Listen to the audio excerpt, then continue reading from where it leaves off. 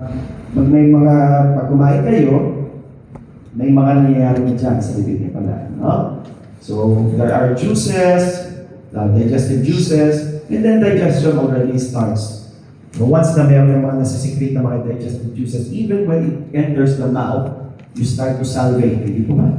Whenever you take in something, ano ba, what is the strongest, what's this, stimulus for, what's this? For secretion of yung amylase mo. Either tinitignan nyo pala talaga naglalawal na kayo. The strongest is the sour taste. Diba? Nangangasin tayo. Sino bang mga ano dyan? Nagiling pag kumakain ng pag namin nakakita kumakain ng mangga. Hindi kayo nalililig. But the fact that you feel as if you're also salivating, the strongest stimulus for the secretion of amylase is actually, or your saliva, which will make you salivate, is a sour taste. Okay? Aside from that, they also absorb water, use electrolytes, vitamins, and digestive products. And of course, may kinalaman din din ang circulation of the blood because they are the ones that carry all the absorbed substances to be brought to the rest of the body. But all of these, there are local nervous and hormonal systems that control all of these functions. So it is not just a single entity, your gastrointestinal tract, but there are other things that are involved as well. It can be the local one, okay, that is the movement, per se, the nervous, which will include the CNS, and hormones that are involved in order for digestion to occur. Okay, so this is just a schematic representation. Okay, a figure that shows the alimentary tract. Sa mouth, mayroon tayong mga glands pa dyan, our salivary and apparative glands, that also secrete the necessary amount of digestive enzymes as well. The esophagus, which is the long tube that carries the food. Okay, the stomach, which does all of most of the digestive processes. Okay, so it turns it, okay, and it goes to your intestines. But there are other organs which are also involved as well. The liver, we also have the gallbladder, and we have the pancreas, which are involved also in digestion. So let's start with the general principles of GI motility. Okay, so if you look closely at the anatomy of the GI wall, makikita nyo yung mga layers niya. Let's start from the outer, yung pinakalabas. The serosa, okay? And then we have a longitudinal smooth muscle layer. I'm sorry, let me put the point over. Yan. So ito yung serosa, yung pinakalabas mo. So pag pinuksan nyo yung tiyan, or yung abdomen, okay, if you look at the intestines, the very first thing that you can see here is the serosa. If you cut it in a circular, a cross-section view, yung pinakatapos doon, the simple epithelial cells over there are the serosa, followed by the longitudinal muscle, and then we have a circular smooth muscle, which is over here, and then we have the submucosa. Where's the submucosa over here? Over here, okay, and the mucosa. When you say mucosa, yan na yun, pinakalooban na yan. Okay, so let's start it. We have the serosa, the longitudinal muscle, the circular muscle from outside ito, please memorize this. Okay? Yung arrangement. Serosa, longitudinal muscle, circular muscle, the submucosa, and the mucosa. Okay?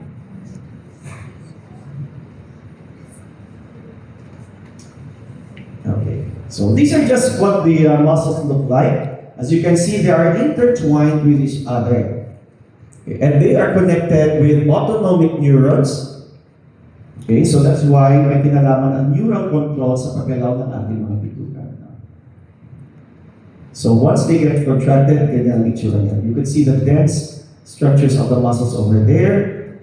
Kapag may mga pagkain dyan, so it moves like this, it contracts as well. Okay, so to help aid in digestion. So if you look at the smooth muscle, it is what we call a syncytium. It's a collection of all the muscles. And they are usually around 200 to 500 micrometers in length, and they are arranged in bundles as many as 1,000 parallel fibers. Okay, there's also what we call the longitudinal muscle, which is actually the second, diba, from the serosa. The bundles extend longitudinally down to the intestinal tract. So pahaba siya, and they extend until the intestinal tract. Doon naman sa circular, they extend around the gut. Okay? So, pabilog. So you could just imagine when all of these muscles contract together, talagang whatever is inside it, talagang i-digest yan. So, talagang bibigay-bigayin niya yan. Okay? So within each bundle, they are electrically connected with one another through large numbers which are called gap junctions. And the smooth muscles is separated by next by a loose connective tissue. And when are you also in histology with this? Wala pa. You haven't pa. Baka this Thursday yan. Okay? And then when the action potential is elicited wherever, in this side, in that side, in that side, they all travel in all directions within the muscle.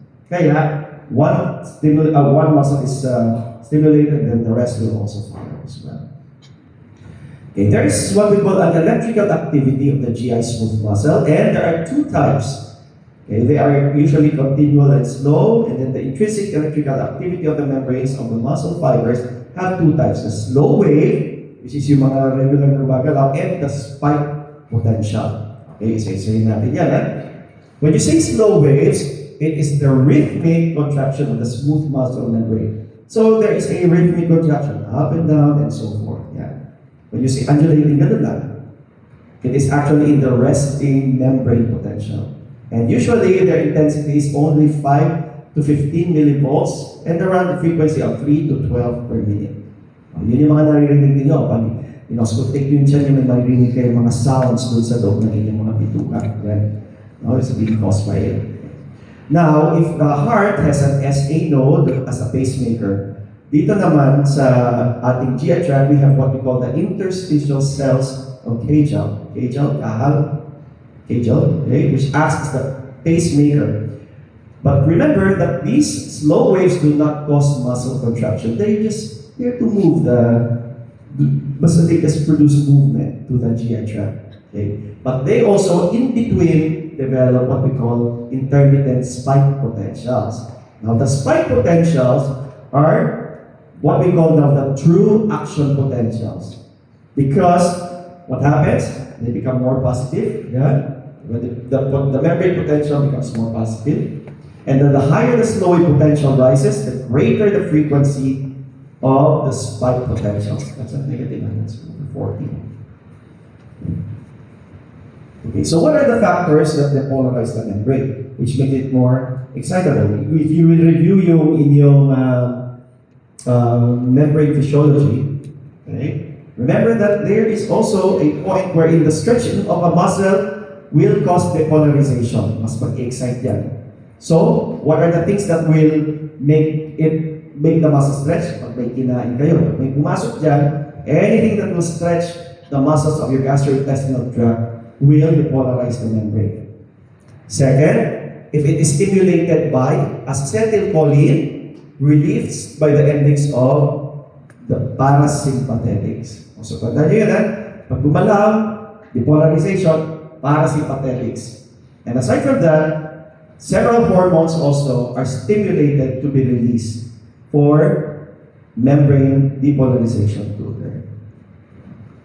Okay. What about what makes the membranes less? Okay, less naman, we call that hyperpolarization. Okay? That make the membrane potential more negative or less excitable na hindi siya gagalaw. It is the opposite, which is the effect of norepinephrine or epinephrine on the fibril membrane. Remember that norepinephrine or epinephrine are, is it sympathetic or parasympathetic? It's part of the sympathetic system. Okay, so stimulation of the sympathetic nerves that secrete mainly norepinephrine at their endings. And that's the reason why it becomes less excitable. Diba? Napapansin nyo kapag mas kinakabahan kayo, yan, hindi kayo natatay. The other way around ba yun? Sometimes hindi. Whenever it is, or you don't feel like eating, no matter what. Sumasakit ang tiyan nyo pag kumain kayo, nininervyos kayo. But that's the reason why sometimes when you're in an oral exam, nakaharap kayo sa lahat ng mga panel of professors ninyo, which you will be doing in a few months from now. Yes, we'll be doing this in a few months from now. Okay? Talagang lahat na yata, parang lahat na ng epinephrine ninyo, talagang lumalabas na. Okay? So this is just, I saw here a graph of a membrane potential. Okay? So ito yung resting. So what is this? Yung slow waves natin. It's the resting potential lang. But once it's stimulated by either a stretch of the muscles or yung acetylcholine and the parasympathetics, ito na yung nakakaroon natin yung spike potential natin. And they go as negative to negative 10. So it's negative na pala talaga because it's really negative. Okay? And then after which the polarization again occurs. Okay? If stimulated by norepinephrine and other sympathetics, we call that hyperpolarization. It's baliktad, ano? Pag sinabing depolarization, yung spikes. Pag yung mga hyperpolarization, yung mga norepinephrine and sympathetics, they go back again to its usual state. Okay, so what is the ion that is involved? More. And what type of ion is the one that causes smooth muscle contraction? Calcium. Perfect. Okay, so calcium ions act through a calmodulin control mechanism, and they activate the myosin filaments within the fiber. So this is the physiological events that are happening. And then the attractive forces develop between the myosin filaments and the active filaments. And after this, it now causes the muscles to contract. Remember that also, slow waves do not cause calcium ions. So pag tinanong ko, slow waves, meron bang calcium ions involved? Usually wala, no? But they cause the entry naman of sodium ions. Okay, let's see.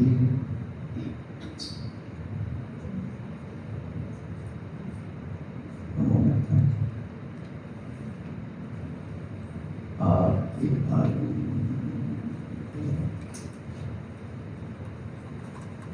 Oops, sorry.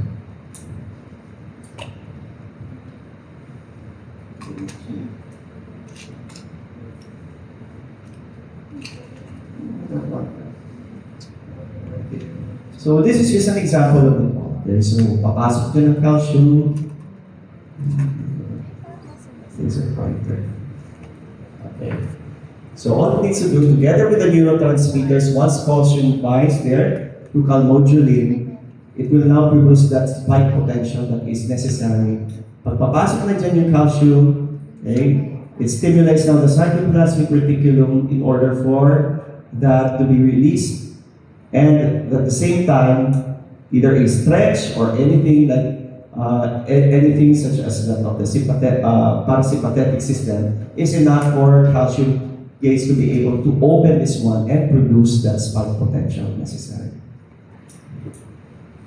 Okay, so what about, it's just the same as the one there. Okay, what about when it comes to contraction of the GI smooth muscle? Always remember that tonic contractions is continuous. Hindi pwede mag-stop yan.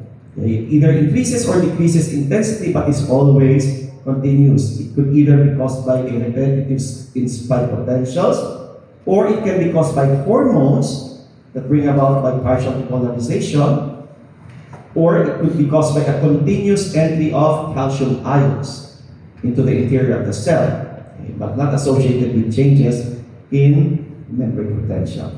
Okay, that's just the way it is. No? So it's either a stretch or the release of the acetylcholine through the parasympathetic system. Okay, in the other side naman, kung if it is produced by the sympathetic naman, its hyperpolarization is going to slow down. Okay, so we have also, let's now go to the neural control. Mabilis lang ito. Okay, of the